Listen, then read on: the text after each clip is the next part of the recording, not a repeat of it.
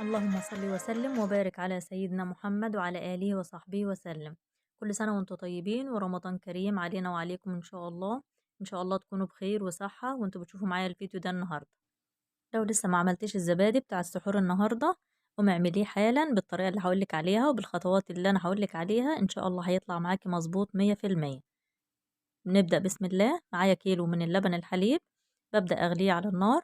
تبدأ تحطيه كده على النار وبتغليه، وأول ما بيبدأ يغلي ويفور معاكي كده بتهدي عليه النار وبتسيبيه 3 أو 4 دقايق يغلي كده بهدوء على النار مع التقليب من حين لآخر زي ما انت شايفة كده في الفيديو.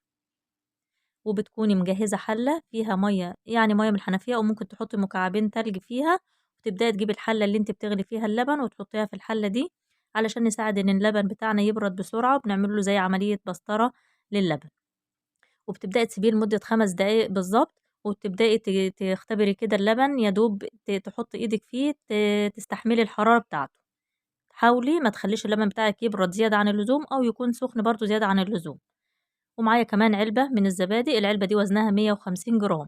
خدي بالك ما تكونش أقل من كده، ساعات بيكون في علبة ناقصة شوية، فحاولي تزودي الكمية بتاعتك لحد ما توصل 150 جرام عشان كمية الزبادي تكون مناسبة لكيلو اللبن. حطيت الزبادي معايا في الخلاط، ومعايا كمان معلقة صغيرة من السكر. متقلقيش، معلقة السكر دي مش هتسكر الزبادي ولا حاجة، دي بس بتساعد في عملية التخمير. ومعايا معلقة كبيرة من اللبن البودر، ودي بقى بتخلي لك طعم الزبادي زي الزبادي الجاهز بالظبط. لو انت حابة تستغني عنها مفيش مشكلة، بس هي هتدي لك طعم جميل جدا للزبادي. حطيت الزبادي وحطيت السكر، حطيت اللبن البودر، وابدا اخد شوية كده من اللبن بتاعي. طبعا اللبن دافي زي ما انا قلت لك، حاولي ما تسيبهوش اما يبرد. وخطوة مهمة كمان، حاولي تكوني مطلعة الزبادي بتاعك ما يكونش ساقع. تطلعيه من التلاجة قبلها بساعة علشان يبقى برضو دافي، علشان ما يسقعش اللبن، والخميرة بتاعتك الخميرة بتاعت الزبادي تشتغل معاكي كويس ويخمر معاكي الزبادي على طول. بدأت أخدت شوية من اللبن مع الزبادي والسكر واللبن البودر وضربتهم في الخلاط. وببدأ أحطهم تاني أرجعهم على باقي كمية اللبن اللي معايا وبقلبهم كويس. ولزيادة التأكيد كمان ببدأ أصفيهم كمان بمصفى صغيرة علشان ما يكونش فيه أي تخريزة في الزبادي بتاعك ويطلع معاكي ناعم وكريم.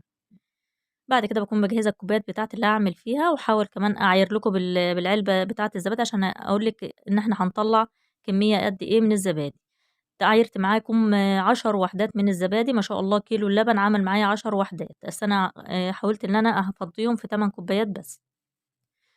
في الوقت ده بتكوني مجهزة معاكِ مَيّة دافية برضه المَيّة حاولي ما تكونش سخنة أوي وما تكونش باردة، يعني يا دوب الحرارة بتاعتها أنتِ تستحمليها. علشان برضه ما تبوظش معاكِ الزبادي. وبتحطي العلب الزبادي بتاعتِك بتحطيها في العلبة البلاستيك دي، وبتزودي المَيّة السخنة بتغطي العلبة بتاعتِك تكوني مدفية الفرن لمدة 5 دقايق برضه ما تسخنيش الفرن زيادة عن اللزوم، وبرضه ما يكونش بارد، يعني بتسخني الفرن لدرجة إن أنتِ الحرارة بتاعته تستحملي تحطي إيدِك على الشبكة بتاعة الفرن كده تستحملي الحرارة، عشان برضه ما يكونش الحرارة زايدة فبرضه تبوظ معاكِ الزبادي. بتغطي العلبة وبتحطيها على الشبكة بتاعة الفرن، ما تحطهاش طبعًا على أرضية الفرن، بنحطها على الشبكة بتاعة الفرن. سيبيه لمدة ساعتين بالضبط، ما شاء الله بتلاقيه مسك معاكِ وبالقوام بتاعه زي ما أنتِ شايفة كده. أنا هاوريكِ القوام بتاعه قبل كمان ما بادخّله التلاجة، شايفة ما شاء الله القوام متماسك وما فيش فيه أي مَيّة ولا أي حاجة طالعة مع الزبادي، شايفين ما شاء الله جميل جدًا، جدًا، جدًا. هتاكلوه إن شاء الله بألف هنا وشفا. وعايزة أقول لِك كمان على معلومة مهمة، نوعية الزبادي اللي بتستخدميها بتفرق معاكِ في الزبادي. يعني لو أنتِ بتستخدمي زبادي طري كده وسايب اللي هو بتاع الشركات ده، برضه الزبادي اللي أنتِ هتعمليه هيطلع نفس النتيجة. فحاولي تستخدمي زبادي يكون متماسك من البداية علشان الزبادي بتاعِك يطلع معاكِ متماسك زي الزبادي اللي أنتِ جايباه. أهم حاجة يكون اللبن زي ما أنا قُلت لِك ما يكونش سخن زيادة عن اللزوم، ما يكونش برضه بارد زيادة عن اللزوم. يعني يا دوب الحرارة بتاعته تستحمليها بإيديكِ كده لو حطيتيه لمدة يعني تعدّي لحد 5 أو 6 وتستحملي الحرارة بتاعة اللبن، كده إن شاء الله الحرارة تكون مضبوطة. إن شاء الله هتعملي الزبادي بالخطوات اللي قُلت لِك عليها مضبوط إن شاء الله 100%، وتاكلي منه بألف هنا وشفا إن شاء الله في السحور النهارده.